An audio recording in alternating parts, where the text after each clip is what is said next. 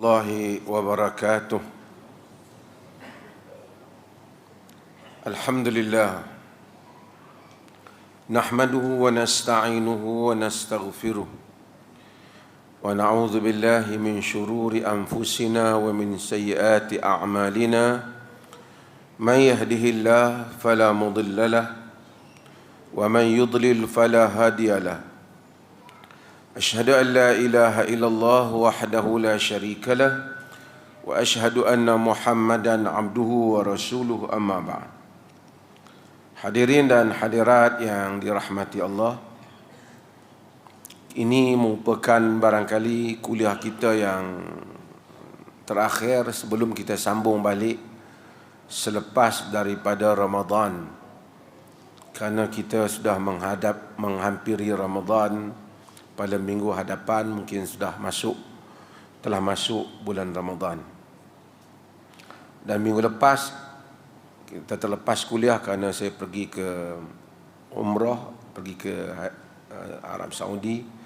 Itu pun saya pergi dengan ringkas selama 4 hari sahaja untuk membolehkan balik untuk program-program yang lain di Perlis ni.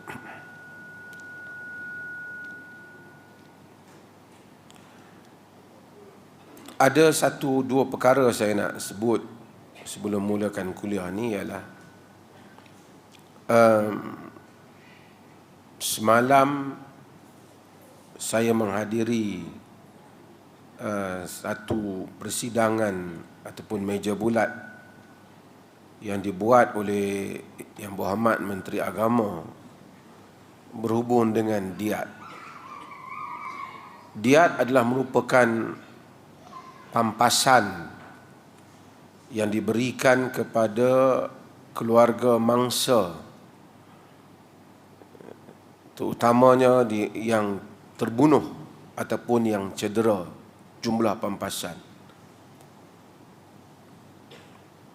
Saya memberikan cadangan untuk hal ini cuba dilaksanakan dalam negara ini. Sebelum ini ada pihak-pihak yang mencadangkan, dan ini saya juga mencadangkan pada Menteri Agama yang baru ini. Nampaknya beliau begitu positif, walaupun baru 2 minggu saya mencadangkan. Beliau telah mengambil tindakan pantas, memanggil pihak-pihak yang terlibat yang boleh untuk dilihat bagaimana kemungkinan diat ini dapat dilaksanakan di dalam negara kita bagi kematian, kemalangan jalan raya. Kerana kita mempunyai skim takaful yang boleh berfungsi supaya diat ini dapat dijalankan. Alhamdulillah, saya dijemput hadir untuk memberikan pandangan dan cadangan dalam hal ini, dan yang hadir membincangkannya. Walaupun saya tak dapat tunggu sehingga habis, tapi saya telah memberikan pandangan dan diikuti dengan pihak yang lain juga. Saya ingin sebut tentang diat ini supaya kesedaran itu ada juga di kalangan kita. Allah Subhanahu wa taala dalam surah An-Nisa, Allah menyatakan, "Wa ma kana lil mu'minin an yaqtula mu'mina illa khata." Tidak boleh orang mukmin membunuh orang mukmin yang lain melainkan khata'a. Dia berlaku secara tersalah, bukan dia nak bunuh, terbunuh.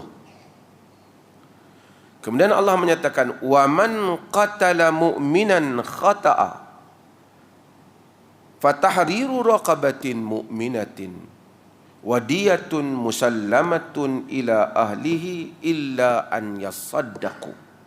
Sesiapa yang membunuh orang mukmin khata'an, secara tersalah, dia tak langsung ada niat nak membunuh, tapi tersalah, dia telah membunuhnya.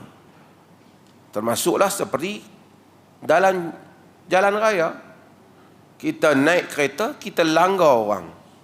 Kita memang tak nak langgar dia, tapi mungkin kita bawa laju. Dia brake, kita hantam dia daripada belakang. lalu terlanggar dia, mati dia. Atau kita laju, dia lintas jalan, kita langgar dia. Atau dia bermotosikal, kita langgar kereta depan terlanggar kereta hadapan, kita yang penyebab. Allah kata, wa man qatala mu'minan khata'a fatahriru raqabatin mu'minah wadiyatun musallamatun ila ahlihi. Sesiapa yang membunuh orang mukmin secara tersalah, fatahriru raqabatin mu'minah, hendaklah dia memerdekakan hamba yang beriman, yakni hamba yang Islam. Wadiyatun musallamatun ila ahlihi, dan diat yang diserahkan kepada keluarganya.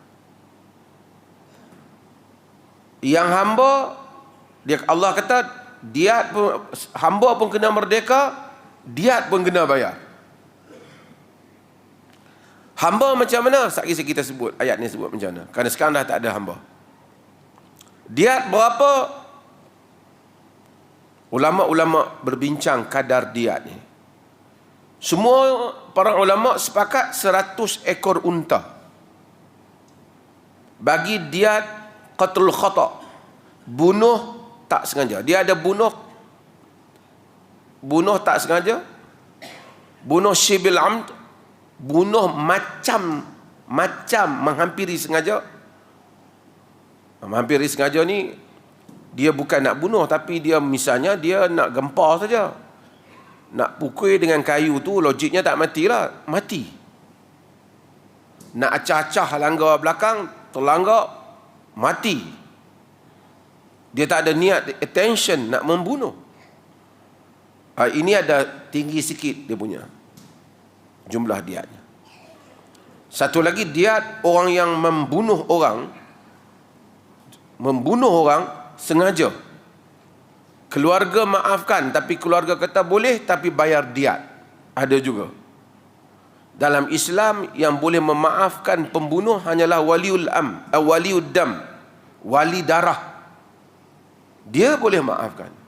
Majlis pengampunan tak boleh maafkan. Dia maafkan.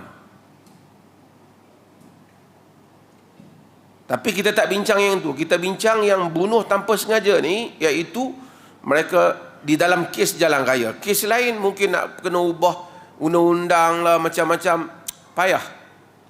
Ini kes jalan raya, saya kata. Yang lain nanti dulu.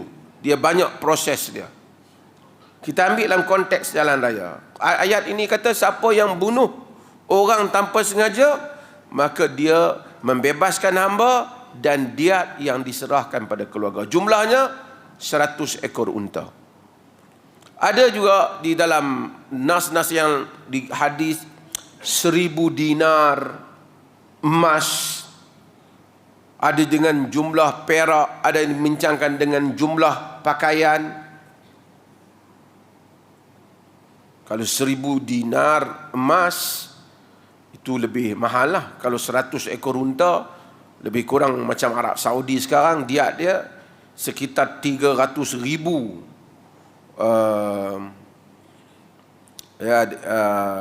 rial, mungkin lebih kurang 350,000, ataupun duit kita boleh naik sikit, lebih kurang 300,000 lebih, yang diserahkan kepada keluarga yang terbunuh. Kalau dikira 1000 dinar, mungkin pergi 2 juta lebih kurang. Itu pemerintah boleh menentukan kadar. Allah kata, wa man qatala mu'minan khata'an fatahriru raqabatin mu'minatin wadiyatun musallamatun ila ahlihi. Bebaskan hamba dan diat yang diserahkan kepada keluarganya. Illa an yasaddaqu, melainkan jika keluarga itu memaafkan. Dia kata tak apa, tak payah diat. Dia je boleh maaf. Kalau dia tak maaf, hutang, bayar di akhirat. Katanya orang kaya, dia kena bayar. Boleh mati. Fa in kana min qaumin aduwwun lakum wa huwa mu'min fa tahriru raqabatin mu'minah. Quran kata, jika daripada kaum itu adalah musuh kamu, wa huwa mu'min fa tahriru raqabatin mu'minah. Jika sekiranya orang yang mati itu di kalangan puak yang, di kalangan pihak yang kafir, harbi, yang memusuhi Islam, tapi dia tu mukmin, tapi keluarga dia anti Islam, musuh Islam, dia yang mati itu mukmin, kita tersilap terbunuh dia, Allah kata fatahriru raqabatin mu'minah, maka bebaskan hamba. Dia tak kata diat, kerana dia tak payah serahkanlah wang yang sebanyak itu kepada keluarganya yang memusuhi Islam.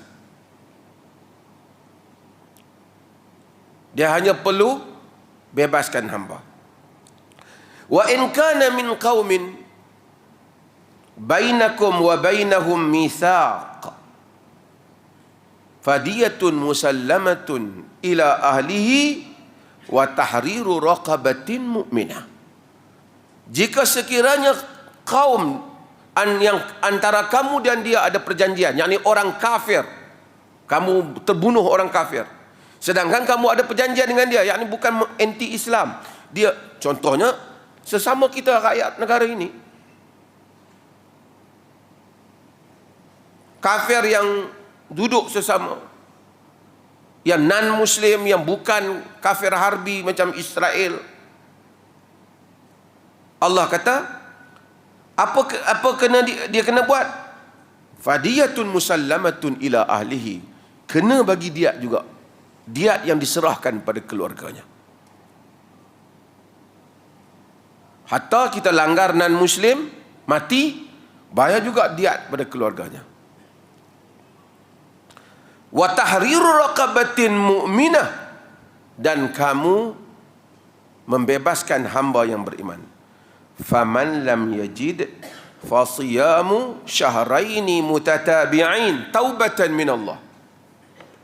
Sesiapa yang tak dapat, tak ada hamba nak bebas, duit kena bayar tapi hamba tak ada, maka hendaklah dia berpuasa, hendaklah puasa 2 bulan berturut-turut. Taubatan min Allah, taubat kepada Allah Ta'ala. Wa kana Allahu aliman hakima, Allah Ta'ala maha mengetahui dan maha bijaksana. Orang yang langgar orang mati kena puasa 2 bulan, kena bayar diat. Oleh kerana diat 100 ekor unta,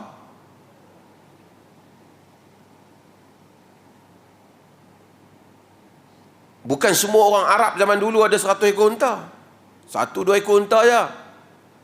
Orang Arab zaman dulu apa dia buat? Dia buat dalam sistem akilah, bahawasanya family support supaya bayar diat. Ni anak menakan kita dah terbunuh orang, dia telah terhutang dengan keluarga tu, semua kabilah dia tolong bayar diat. Kau ni bagi 2 ekor, kau ni 5 ekor, kau ni 10 ekor, cukup 100, serahkan kepada keluarga si mati. Di situ kita kena tahu asabiyah Arab ni kadang-kadang bagus, bukan semua negatif asabiyah.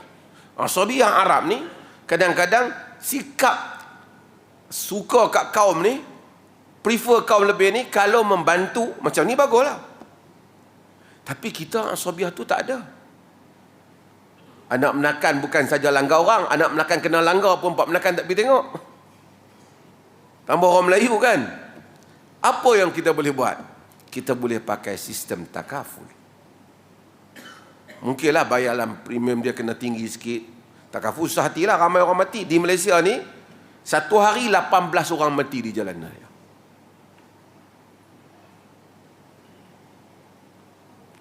Dan ini boleh dilaksanakan. Saya kadang-kadang pelik juga, ramai orang bercakap tentang hudud, nak buat hudud yang Akhirnya pergi ke parlimen pun tidak, ke dun dia pun tak boleh.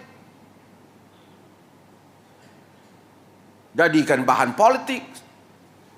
Tapi dia hukum Allah. Yang boleh dibuat hanya melalui pampasan harta. Jadi kita mencadangkan supaya kita Fatwa Perlis tahun 2022 telah keluarkan supaya diat ini dilaksanakan. Alhamdulillah dengan Yang Berhormat Menteri Agama yang baru ni, kita cadangkan, dan sebelum tu pun ada orang cadang dah, kita cadangkan dan beliau terus membuat persidangan meja bulat untuk melihat bagaimana kalau hal ni nak dilaksanakan. Of course, mesti ada proses dia tentang kadar. Dia boleh jalan serentak. Kawan tu mungkin boleh kena denda. Kesalahan jendalan raya, tapi dia bayar. Orang yang kaya, dia mungkin boleh selesai masalah. Misalnya dia langgar orang mati. Berdosa dia. Kecuaian, tengok handphone, langgar orang mati. Awak ada duit, awak bayar 300,000 bagi kat family dia. Jika tak, hutang awak dengan dia. Kebanyakan yang mati siapa di dalam negara ni? Kebanyakan yang mati penunggang motosikal. Sebahagiannya pergi kerja, pergi macam-macam. Yang rempit tu tak ceritalah. Melainkan kesalahan 100% di tangan orang yang menjadi mangsa. Dia pergi langgar kereta kita. Jalan tu jalan kita betul-betul. Dia keluar. Itu ada pengecualian dalam hal-hal yang seperti itu. Jadi alhamdulillah lah, saya tengok apabila kita buat cadangan dan mungkin satu sikap yang positif, mengambil pandangan-pandangan yang berbagai. Saya tahulah sebahagian orang tu, dia orang ni susah hati. Tengok Menteri Agama ke Mai Perlis, sudah dia kata. Ada pok yang dia macam budak-budak tau. Kalau orang main Perlis, habislah Menteri Agama tu, habislah. Sectarian minded, otak fanatik, pok, kemudian perangai macam budak-budak. Hak tu yang kita duk tengok netizen pelik-pelik, habislah. Masalah, minta dibuat bantahan. Kenapa Menteri Agama pergi ke sana? Sebahagian mangkak-mangkak ni masih hidup dalam negara kita ini. Lebih baiklah dia pening masalah kuil haram daripada dia fikir.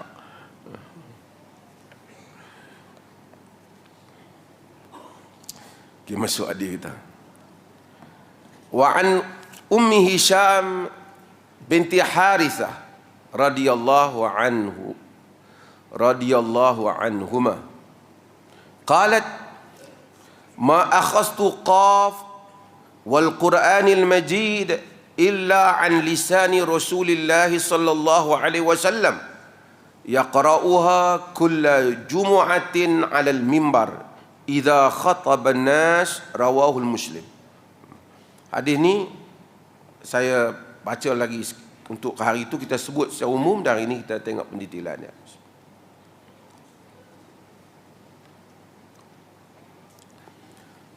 Daripada Ummi Hisham binti Harith, dalam sebahagian dalam riwayat ini Harithah bin Nu'man. Harith ni lelaki lah, bapa dia. Harithah bin Nu'man. Dia boleh nama ni laki dan perempuan. Harithah bin Nu'man. Qalat, katanya. Qalat tu muannas kerana bukan Harithah tu yang kata, Ummu Hisham tu. Ma akhaztu qaf wal Qur'anil Majid, aku tidak ambil surah Qaf wal Qur'anil Majid illa an lisani Rasulillah, melainkan daripada lidah Rasulullah sallallahu alaihi wasallam, yaqra'uha kulla jumu'atin 'alal mimbar, baginda membacanya setiap Jumaat di atas mimbar, idza khataban nas, apabila baginda khutbah kepada manusia, baca khutbah kepada manusia. Rawahu Muslim, riwayat oleh Imam Muslim. Hadirin dan hadirat yang dirahmati Allah, Ummu Hisham binti Harithah bin Nu'man Al-Ansariyah, bapa dia Ansari. Bapa dia ni juga adalah merupakan sahabi. Ummu Hisham ni perempuan lah, sahabiyah, perempuan. Dia bapa dia ni sahabi, dia pun sahabiyah yang terkenal, dan dia tak dikenali sangat. Ulama tak pasti apa nama dia, kerana lebih terkenal kunyah dia, gelaran dia, Ummu Hisham. Nama dia apa, macam-macam perbincangan, tapi yang pastinya tak pasti nama dia. Yang pasti gelaran dia, Ummu Hisham. Ada orang gelaran dia yang lebih dikenali. Orang-orang yang belajar hadis, mereka belajar tentang kitab dia panggil Al-Asma'u wal Kuna. Kitab tentang nama-nama dan gelaran-gelaran. Karena nak kenal rawi ni, ada rawi tengok nama sama. Kan Arab ni banyak nama Abdul Rahman, banyak nama Muhammad, banyak nama Ahmad. Bin pun kadang-kadang sama. Macam mana nak membezakan? Tengok apa dia punya kunyah dia, gelaran dia ni abu apa, dia ni ummu apa. Jadi macam juga orang Melayu mungkin jarang guna. Biasanya ummu dan abu ni merujuk kepada anak mereka, ataupun pada kes-kes yang lain kadang-kadang anak saudara mereka atau hal-hal yang lain. Jadi Ummu Hisham tidak dikenali melainkan Ummu Hisham. Ummu Hisham, dia kata dia dengar, Ummu Hisham bapaknya Harithah bin Nu'man, dan Ummu Hisham ni ibunya juga adalah merupakan sahabi. Ibunya juga merupakan sahabi. Hadis ni sebenarnya dia bermula, dia kata wa kana tanuruna wa tanuru Rasulillah sallallahu alaihi wasallam wahida sanatain au sanah wa ba'da sanah. Dia kata kami dengan Nabi ni tempat bakar roti, tanur kami tempat bakar roti, dan tempat bakar roti Nabi tu kan orang Arab kan makan roti kan, dia daripada gandum tepung tu yang dikisar, kemudian mereka buat roti. Tempat roti rumah aku tu dan roti Rasulullah tu satu. Masuk jiran dekat lah, share tempat roti tu, tanur tu. Menunjukkan rapatnya dia dengan keluarganya, dengan jirannya, keluarga dia dengan Nabi SAW.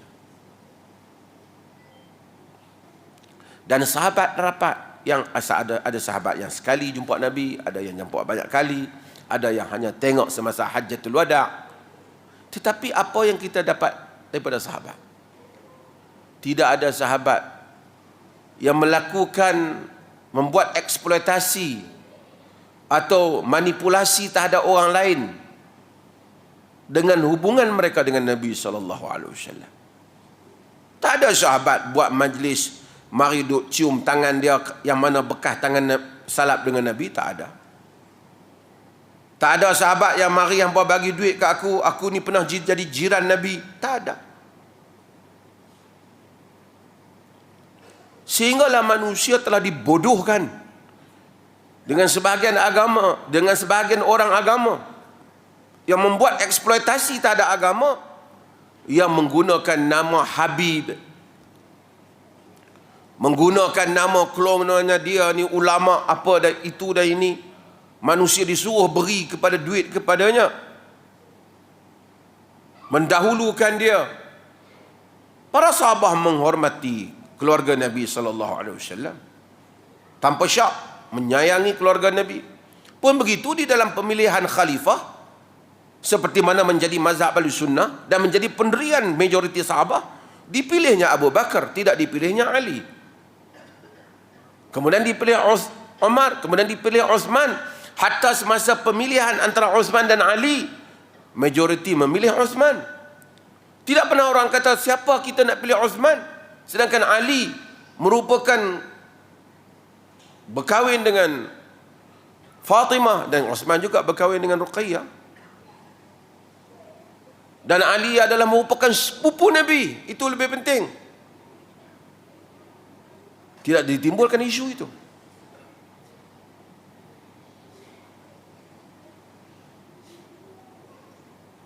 Kerana kepahaman Islam mereka benar, yang kita sedang dengar sekarang, duit hilang 1.3 juta, 600 ribu, beratus-ratus ribu, duit diletakkan. Setengah orang perlis pun ada pergi tempat-tempat tertentu ni, bubuh duit situ juga, buat rombongan. Sedangkan di Perlis ni kita telah beritahu, semua benda ada accountability-nya, hendaklah ada sistemnya.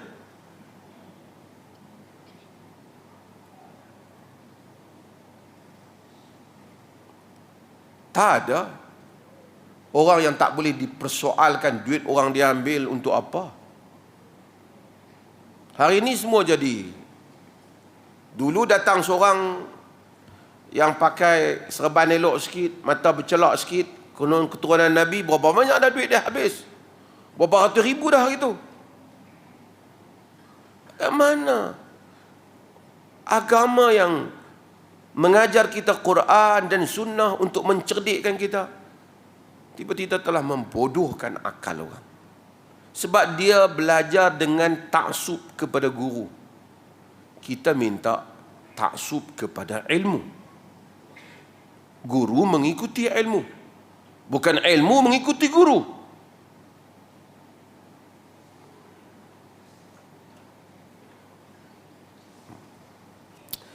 Kata dia, ma akhaztu qaf wal Quranul Majid, aku tidak mengambil qaf dan Quranul Majid melainkan daripada lidah Nabi SAW, kerana baginda Nabi SAW baca setiap kali Jumaat apabila baginda berkhutbah pada manusia. Ada beberapa hal yang kita boleh dapat manfaat pada hadis. Kenapa Al-Hafiz Ibn Hajar Al-Asqalani memasukkan hadis ni? Dia masukkan hadis ni kerana nak menceritakan bahawasanya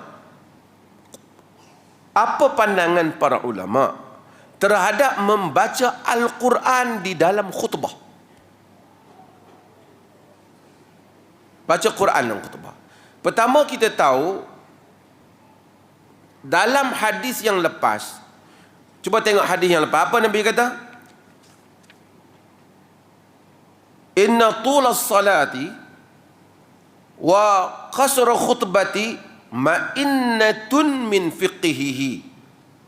Tulis salatir rujul, inna tulis salatir rujul, panjangnya salat orang, satu orang tu, wa qasra khutbati, dan pendeknya khutbah dia, ma'innatun min fiqhihi, tanda kebijaksanaan ataupun tanda keupayaan, kefaqihan dia.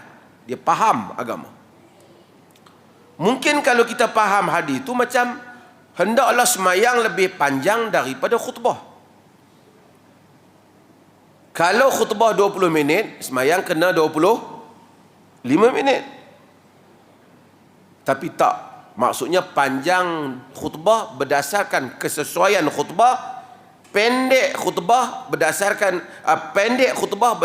kesesuaian kadar khutbah, panjang solat berdasarkan kesesuaian kadar solat.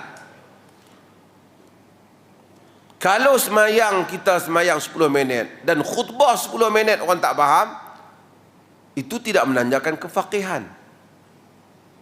Sebab dalam hadis ni Nabi baca surah Qaf. Surah Qaf 45 ayat.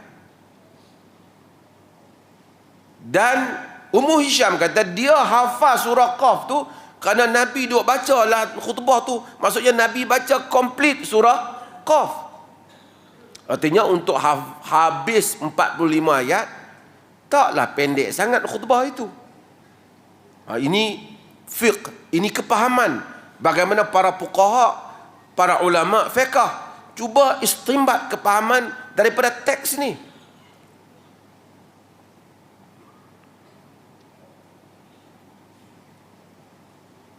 Jadi apabila dia dengar Nabi baca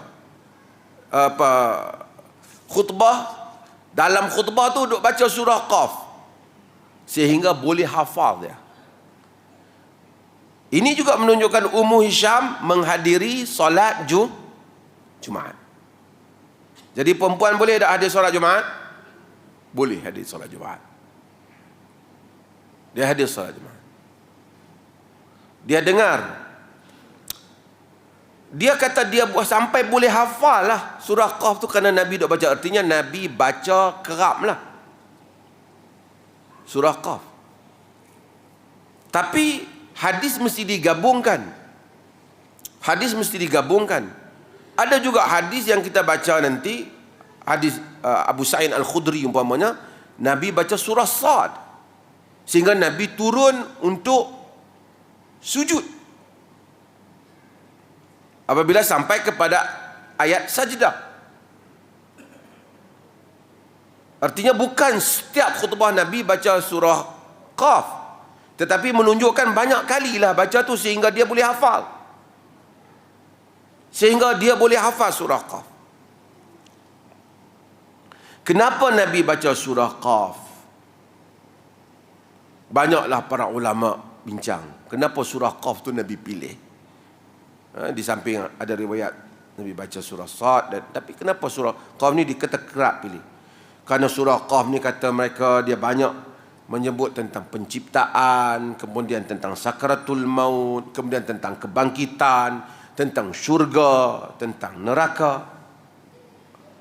Tapi salah satu yang antara banyaklah, bila kita baca surah Qaf ni, kita dengar Allah kata inna fi dzalika la dzikra liman kana lahu qalb aw alqa as-sam'a wa huwa shahid.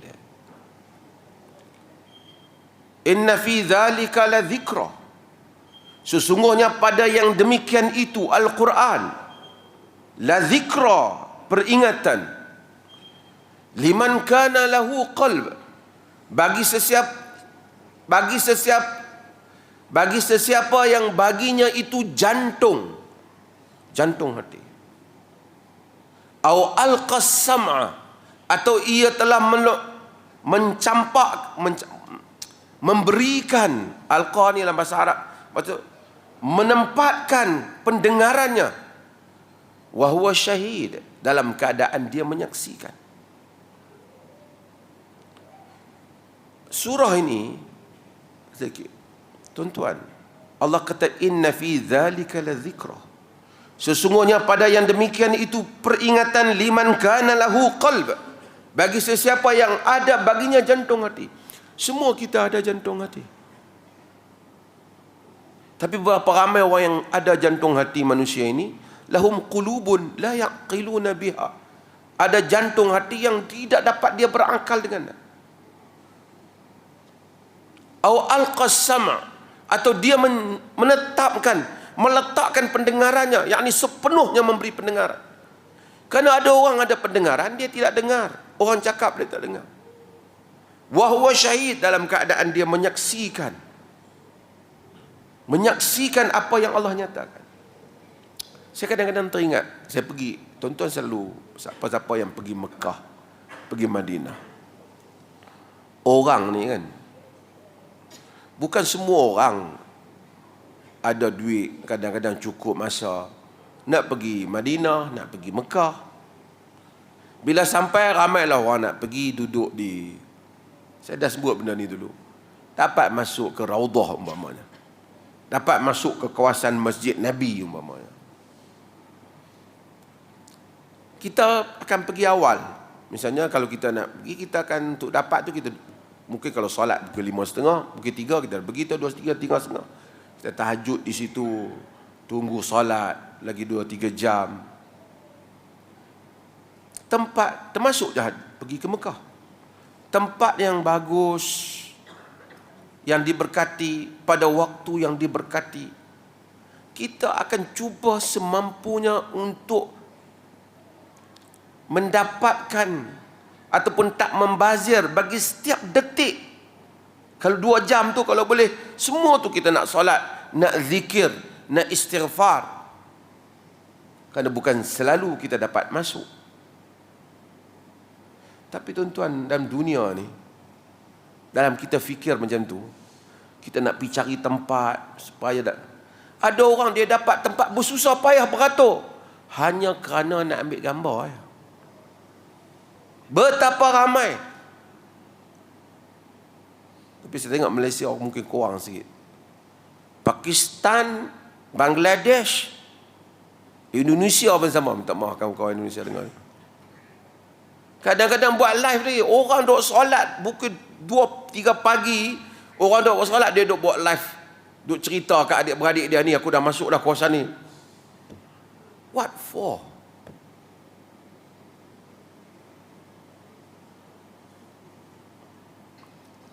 Saya kadang-kadang saya buat contoh, ada orang dijemput ke majlis santapan yang makanan yang hebat, dan dia berjaya sampai duduk di kursi, makanan terhidang, tapi dia tak makan.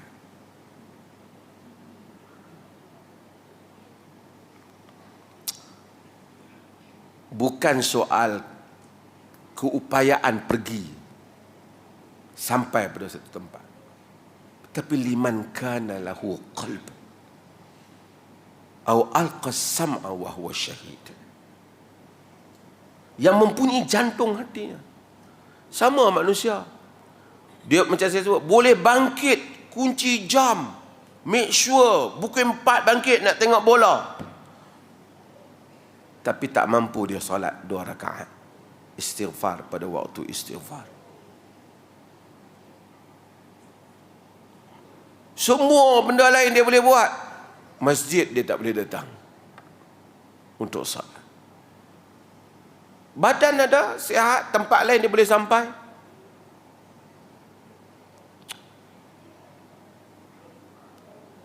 Bukan soal keupayaan tubuh semata-mata. Sebab tu Allah Ta'ala hum qulubun la ya'qiluna biha. Dalam ayat ni aul aqal sama. Dan Quran juga akan menyatakan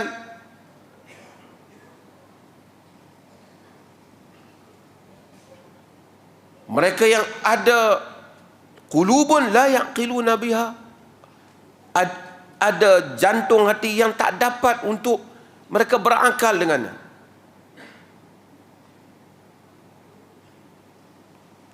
Ada telinga la yasma'una biha, yang mereka tak dapat dengar. Ada orang dia dengar, macam tu orang dengar Al-Quran. Ada orang dengar Quran menangis dia dengar imam baca. Ada orang mungkin yang tak faham, tu cerita lain. Tapi yang faham macam orang Arab, dia tak rasa apa. Sampai nak semayang, duduk dalam saf, ambil lagi. Dah nak semayang dah ni. Fitnah media sosial. Saya ramai mungkin orang tak puas hati dengan saya, sebab kadang-kadang jumpa saya di masjid, saya tak mau ambil gambar. Saya tahu bukan salah ambil gambar tu, tapi saya rasa saya tak mau normalizekan benda tu. Duduk tengah tawaf pun mai tepi, Datuk ambil gambar. Duduk tengah tawaf nak ambil gambar. Nak buat apa, Syekh? Nak solat dan kita nak solat boleh cuit lagi. Ingat dia nak suruh kita boleh ambil gambar. Tak terbayang kita. Pentingnya gambar. Bukan saya anti orang ambil gambar. Tempat-tempat yang sesuai ambil lah. Saya pun okey je. Pasal saya bukan popular sangat nak berbual dalam media sosial. Tapi nak ambil kenang-kenangan kawan-kawan, so okey je. Tapi biar tempat yang sesuai lah. Sampai kita tak masuk tempat semayang yang orang tak mau bazir waktu 2 rakaat, tak mau bazir istighfar, kau pergi untuk ambil gambar. Janganlah harap-harap yang mengaji sunnah ni, don't do it. Lihat azan tu, Bismillahirrahmanirrahim. Tuan-tuan, para ulama berdasarkan hadis ni dan hadis-hadis yang lain berbincang, apa hukum baca ayat Al-Quran semasa khutbah? Wajib ke mustahab ke? Maksudnya, kalau khatib tak baca ayat Quran, naik-naik khutbah tak baca, tak kod satu pun ayat Quran, sah ataupun tak khutbahnya? Okey. Ada beberapa pendapat. Pendapat yang minoriti sedikit, baca ayat Quran wajib, termasuk dalam rukun khutbah. Ini antaranya ialah pendapat dalam mazhab Syafi'i dan juga dalam mazhab Imam Ahmad juga ada qaul yang mewajibkan. Alasan mereka hadis ni ni. Nabi baca Quran. Dan juga hadis Jabir bin Samurah yang kita baca hari itu, iaitu anna Nabi SAW kana fi khutbatihi yaqra'u ayatun minal Quran. Nabi baca ayat Quran, ayat daripada Quran di dalam khutbah, kata Jabir bin Samurah. Ini bukti dah. Jadi kita ni, kata mazhab Syafi'i, sallu kama ra'aitumuni usalli. Kamu semayang ikut macam aku semayang. Dan khutbah tu sebahagian daripada rangkaian semayang Jumaat tu, maka kena ikut Nabi. Juga alasan mereka, Allah kata, idza nudiya lis-salati min yaumin jum'ati fas'au ila dzikrillah. Bila diseru kepada hari Jumaat, kepada salat pada hari Jumaat, fas'au ila dzikrillah wa dzarul bai'. Segeralah kamu kepada mengingati Allah. Dia kata, dia tak kata segeralah kamu pada salat. Segeralah kamu pada mengingati Allah. Mengingati Allah tu merangkumi khutbah tu lah, khutbah. Dan ingat Allah yang terbesar ialah ayat Quran. Al-Quran itu az-zikr. Fas'au ila dzikrillah, maka ingat Allah. Inna nahnu nazzalna dzikr, kami yang menurunkan az-zikr, zikir Quran. Maka dengan itu khutbah mesti ada ayat Quran. Antara hujah yang lain ialah hujah di mana Allah menyatakan, wa idza quri'al Quran fastami'u lahu wa ansitu la'allakum turhamun. Bila dia baca Quran, hendaklah kamu dengar dan kamu diam. Mudah-mudahan kamu dirahmati. Majoriti para ulama menyatakan ayat ni turun berkaitan dengan khutbah.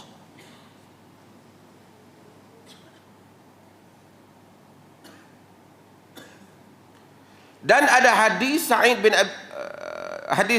Sa'id Al-Khudri bahawa Rasulullah SAW baca surah Sad. Surah Sad ni 88 ayat tu. Bila sampai tang ayat sajdah, Nabi turun dan baginda sujud. Falamma balagha sajdah nazal fasajada wasajadan nas. Bila Nabi sampai ayat sujud, Nabi turun, Nabi sujud, dan orang ramai pun sujud. Ini juga satu menunjukkan, boleh tak khatib bila sampai baca, bila dia quote ayat, dia quote ayat,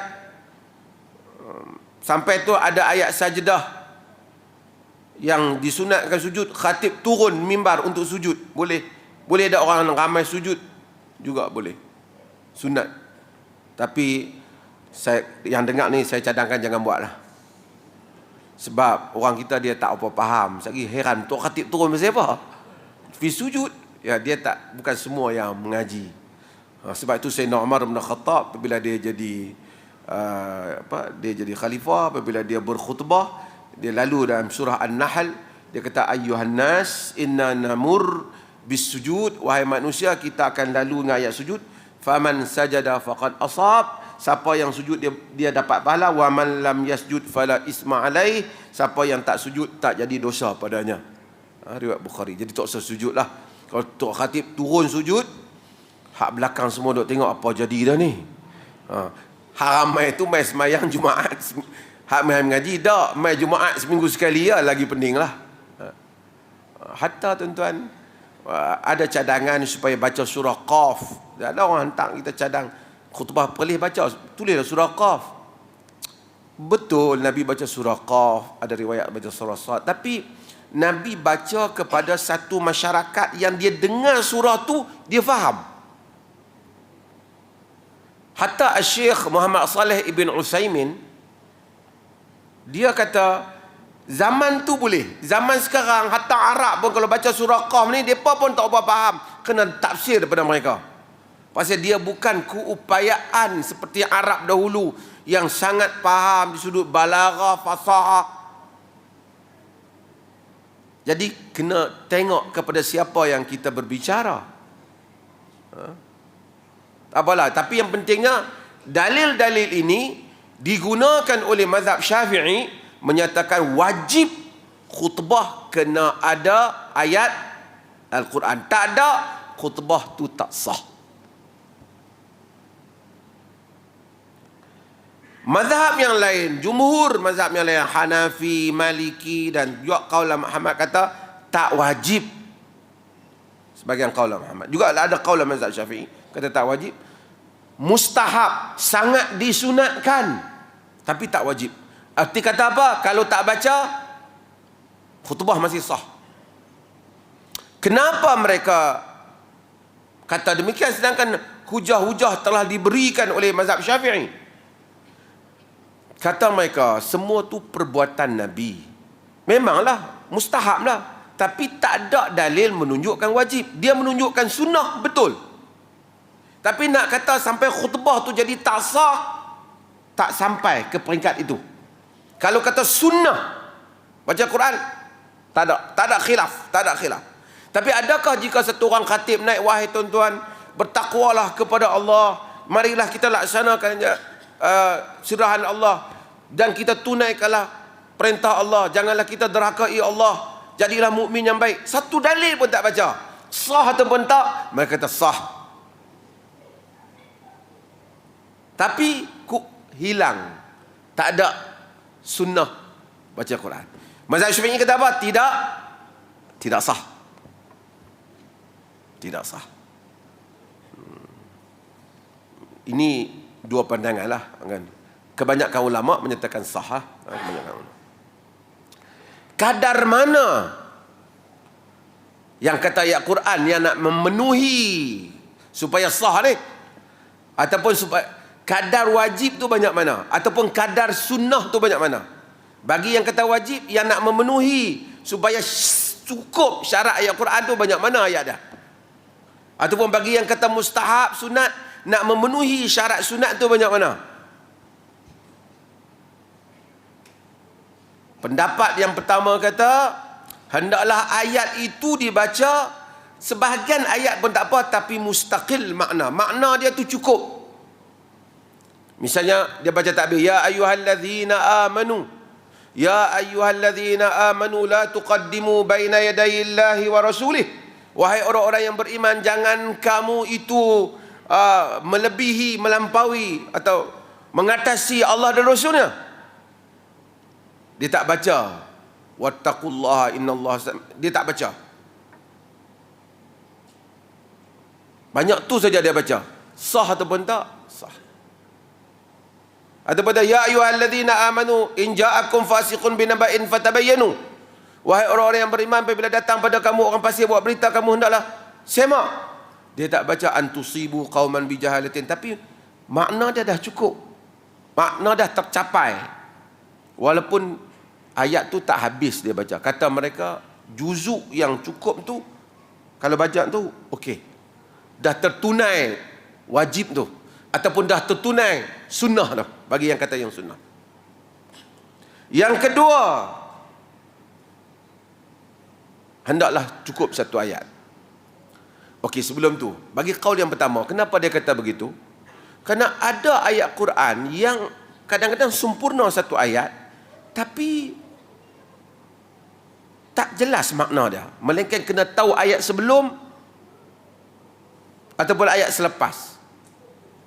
Apa dia? Satu ayat, pelajar Unisiraj, satu ayat Yang sepatah kata.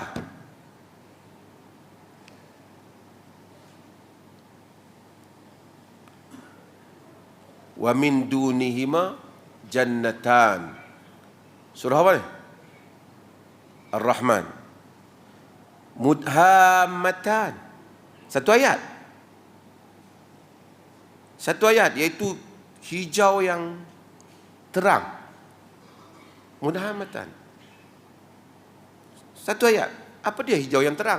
Kena tahu ayat sebelum tu lah tentang syurga. Dia orang kata sepotong, walaupun cukup satu ayat, tapi ayat tu tak boleh dipahami.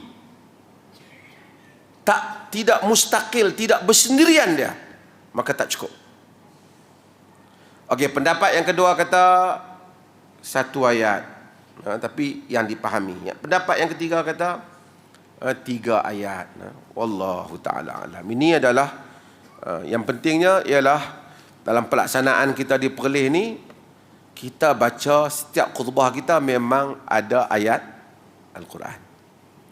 Kod-kodlah tuan-tuan pergi satu tempat nanti, tiba-tiba khatib tu naik khutbah, tak ada siapa, kawan kita pergi naik khutbah. Naik pergi ketak mai, bagi satu khutbah tak ada teks, ayat Quran tak masuk. Turun semayang.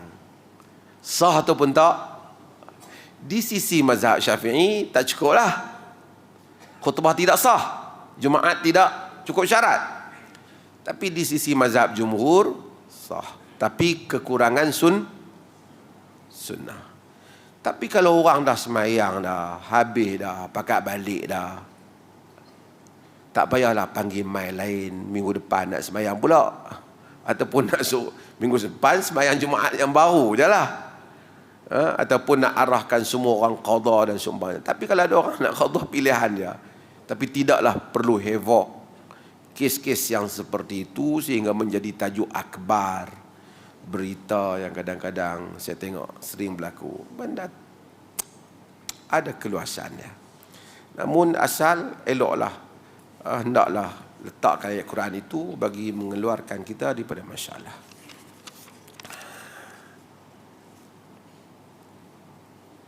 Ini apa dia, buku saya ada sini Oh, minta tanda tangan. Oh, ini lain. Assalamualaikum Datuk. Bolehkah seorang itu ambil komisen dari hasil kutipan derma awam? Mutakhir ini ramai ustaz yang dilihat menggunakan kereta mewah dan berbangga-bangga dengan. Tuan-tuan, orang yang mengutip derma, dia adalah wakil kepada pihak yang mewakilkan dia. Akad dia itu wakalah. Dia wakil. Maksudnya orang nak buat masjid umpamanya. Jadi kita bagi kat dia, bukan bagi pada dia, bagi kat dia supaya bagi kepada orang yang nak buat masjid lah. Dia main abang kita ada projek nak buat sekolah. Kita bagi kat dia. Kita bagi kat dia atas dasar untuk dia sampaikan kepada pihak yang ingin buat sekolah. Orang datang bagi tahu kat kita, kata ni, Masjid Alwi ni contohnya, kutip duit untuk beli makanan orang berbuka puasa. Itulah tujuan orang bagi duit. Wakil itu dia tidak boleh tasarruf ataupun tak boleh bertindak sesuka hati, melainkan hendaklah bertindak mengikut kehendak orang yang telah menjadikan dia wakil. Wajib. Namun jika sekiranya dia telah bagi tahu bahawasanya saya ambil sikit untuk kos perkhidmatan. Maksudnya saya ada mari sini, jumpa awak, kena bayar duit minyak. Kemudian nak patah balik, pergi jumpa mereka, nak collect. So dalam pemberian ni, hendaklah dia tahu ada bahagian portion yang diambil sebagai satu perkhidmatan. Kos perkhidmatan, service charge. Yang mana dia kena tanggung. Dan orang yang menderma itu setuju. Tak apa. Kalau dia kata, oh saya kalau tahu macam tu saya tak mau. Dan normalnya orang akan bersetuju bila benda tu membabitkan betul-betul actual service charge. Memang betul-betul service charge. Tapi apa cerita awak ambil duit orang derma 100,000, 30,000 bubuh dalam poket. Hanya dengan satu call ya. Tuan nak derma nak? Boleh? Tuan bagi ni, saya nak boleh bagi kat masjid ni. Dia bubuh dalam akaun orang ni, charge 30%. Yang mana dia tahu, jika sekiranya orang yang memberi derma itu tahu, dia tentu tak akan bagi.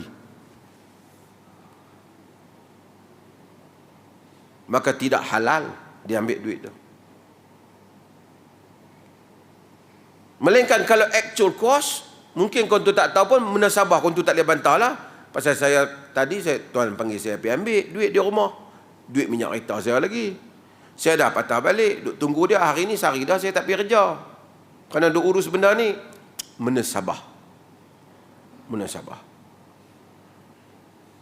Tapi kalau dia jadikan itu keuntungan, ini yang berlaku. Dan orang gila-gila kutip derma ni, kadang-kadang projek entah apa-apa pun. Sebab dia boleh buat duit. Sehingga ada penceramah, tuan-tuan tengok kata, tuan-tuan sekarang ni kalau kita nak kaya, kita buka rumah anak yatim. Ada kata. Orang nanti bagi duit. Dan kita tengok orang-orang yang buka ni, dia tak ada kerja apa. Tetapi kemewahan yang luar biasa. Rumah anak yatim tu, sekolah tahfiz tu, dalam macam tu lah. Tambahlah elok sikit. Mari bulan puasa, mereka ambil gambar anak-anak tahfiz yang tak ada makanan, duk kaih apa? Talam saja, nasi tak ada, lauk tak ada. Kesian anak-anak ini. Tapi ustaz dia nasi mandi. Yang duk pergi kutip duit tu. Kalau dia ada bisnes sampingan, it's okay. Itu duit dia. Kita tak petikai yang duit dia. Tapi kalau dia ambil atas ini, saya tahu sebahagian orang sebut pada saya, dia kata saya kalau tahu dia ambil duit banyak tu, saya bagi derma, saya tak bagi. 30%, 40%. Masa nak kutip derma habis ayat Quran dia baca. Masuk syurga lah depan ni semua. Tapi yang menderma tu tak apalah. Yang tak halalnya ustaz tu lah. Dan ini berlaku tuan-tuan. Berapa banyak sebenarnya ini cerita kuil dengan gangsterism. Dan saya jumpa sebahagian orang Hindu sendiri cerita bagaimana itu dijadikan sebahagiannya menjadikan tempat untuk mereka kutip duit di kalangan masyarakat mereka. Hal yang sama kadang-kadang berlaku dalam masyarakat orang Islam. Tak adalah rumah ibadat haram, tetapi pusat-pusat tahfiz, rumah anak yatim, yang sebahagian orang tengok kerana berjubah dan berserban, membaca kalimat-kalimat ayat Quran, orang beri dengan jumlah duit yang banyak.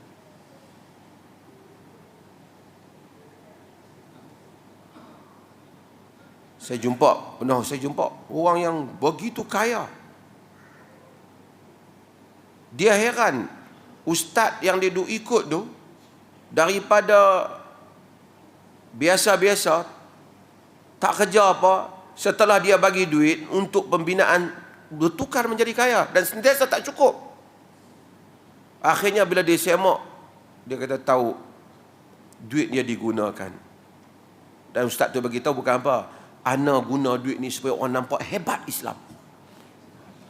Pasal kereta dia hebat, baju dia mahal, jam dia hebat, jadi Islam nampak hebat walaupun duit orang.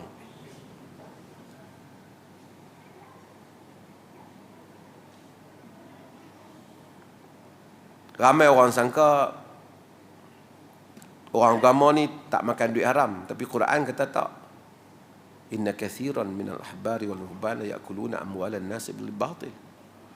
Ramai pendeta, orang rahib, orang agama makan harta orang secara batil.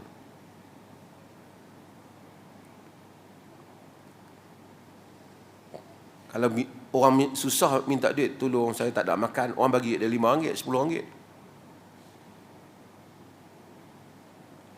Tapi kalau sekiranya orang agama kata, ni kita nak buat jihad fisabilillah tuan-tuan, inilah bekalan tuan-tuan di akhirat kelak untuk ibu bapa kita. Lepas tu ceramah pula, ayat mata bagi turun setitik dua. Pakat bagilah duit. Saya bukan petikai nak bagi. Kalau betul, it's okay. Dan orang kita pun kena fikir, tempat apa yang awak bagi tu? Dia nak buat apa? Saya nak buat menara yang paling cantik dalam tempat tu. Untuk apa menara tu? Saya nak buat kubah yang paling mahal. Untuk apa? Umat Islam jadi apa? Kadang-kadang projek tak pasal-pasal. Hatta kalau dia kata dia nak buat sekolah, kita kena tahu sekolah apa. Di Malaysia ni kita bukan di Kemboja. Kerajaan sudah ada sekolah dan ramai orang sudah ada sekolah. Oh, sekolah yang kita ada ni begini kualiti dia. Orang Islam perlukan ini. Okey, kita bagi. Tapi kalau setakat ustaz ni balik tak dapat kerja lagi, dia pun dulu lulus tak apa elok, jadi dia pun tak ada kerja, dia nak buat tahfiz satu kat dia. Sekurang-kurangnya bolehlah dia mengajak di situ dan boleh dia buat kutip derma. Untuk apa kita beri pada dia? Untuk apa kita serahkan anak-anak kita pada orang yang bukan ahli untuk mendidik? Bukan pakar di dalam education. Orang Islam terbazir wangnya kerana golongan agama ini. Saya tak kata semua, tapi yang seperti ini. Bila kita sebut hari ini, ada yang lompat bagi tinggi lagi. Supaya saya nak sebut lagi. Saya sebut ni bertahun dah. Tapi hari ini berlaku sana sini. We won already. For so many years.